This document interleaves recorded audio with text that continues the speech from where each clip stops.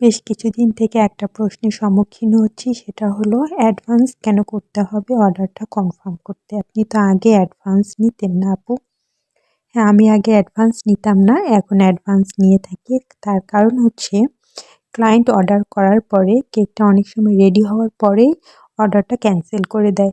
ঠিক এরকম হয়েছে, আমার রিপিট ক্লায়েন্ট পর্যন্ত আমার কেকটা রেডি হওয়ার পরে উনি কেক রিসিভ করেনি, অর্ডারটা ক্যান্সেল করে দেয়। এতে আমার একটা লস হয়ে যায়।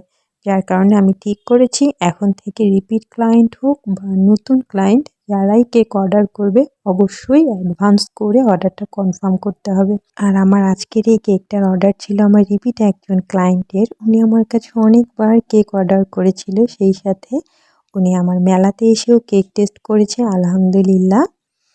আর এই কেকটা ডিজাইন করেছি আমি জাস্ট ২টো নজেল দিয়ে, সরি ৩টা নজেল ইউজ করা হয়েছে, যেটা হচ্ছে 1M নজেল, 2D নজেল এবং ছোট একটা স্টার নজেল দিয়ে আমি কেকের ডেকোরেশনটা কমপ্লিট করি। আর সাথে হচ্ছে কিছু চকলেট টপারও বসিয়ে দিয়েছিলাম।